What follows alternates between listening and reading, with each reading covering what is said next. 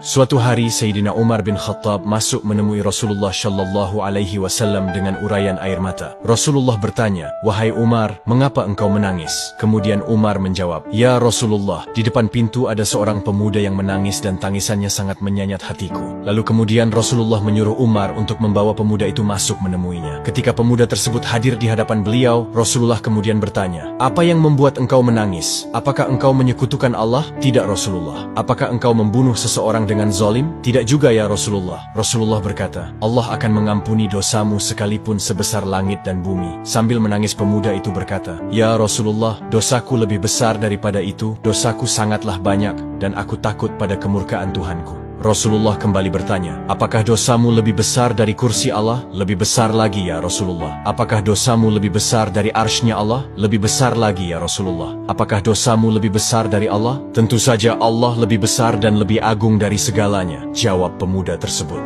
"Ya Rasulullah, aku adalah orang yang suka membongkar kuburan, dan sudah 7 tahun lamanya aku melakukan ini. Suatu ketika ada anak perempuan, Ansyar, yang meninggal dunia. Usai ia dimakamkan, aku membongkar kuburannya dan melucuti kain kafannya. Setan telah berhasil menggodaku sampai aku menyetubuhinya. Setelah itu aku meninggalkannya begitu saja. Namun mayat itu seolah-olah hidup kembali dan berkata, 'Tidakkah engkau takut kepada hukumannya kelak di akhirat? Engkau telah meninggalkanku dalam kondisi telanjang dan junub.'" Mendengar cerita tersebut, Rasulullah berdiri dan berkata, "Wahai fasik, enyahlah dari hadapanku. Tidak ada balasan yang pantas bagimu selain neraka." Pemuda itu keluar dari hadapan Nabi sambil menangis penuh penyesalan dan kecewa luar biasa. Ia berjalan menuju padang pasir tanpa makan dan minum bahkan tidur. Selama 7 hari, hari-harinya hanya diliputi dengan tangisan penyesalan. Hingga pemuda itu jatuh tersungkur tanpa tenaga. Ia berdoa, "Ya Tuhanku, aku adalah hamba-Mu yang berdosa. Aku datang kepada utusan-Mu agar bisa menolongku. Akan tetapi aku diusir dari hadapannya. Hari ini, aku datang kepadamu agar engkau mengampuniku dengan kasih-Mu. Namun jika engkau tidak mengampuniku, kirimkanlah api dan bakarlah diriku selagi aku masih hidup di dunia ini sebelum engkau membakarku di akhirat kelak." Tidak lama kemudian malaikat Jibril datang menemui Rasulullah dan berkata, "Wahai Muhammad, Allah menyampaikan salam kepadamu." Dan Allah bertanya, "Apakah engkau yang menciptakan makhluk?" Beliau menjawab, "Allah yang menciptakan diriku dan semua makhluk." "Apakah engkau yang memberikan rezeki kepada mereka?" "Tidak, hanya Allah yang mampu memberikan rezeki kepada makhluknya." "Apakah engkau yang menerima tobat mereka, atau engkau yang menghukum mereka atas dosa-dosa mereka?" "Maha suci Allah yang maha memberi pengampunan."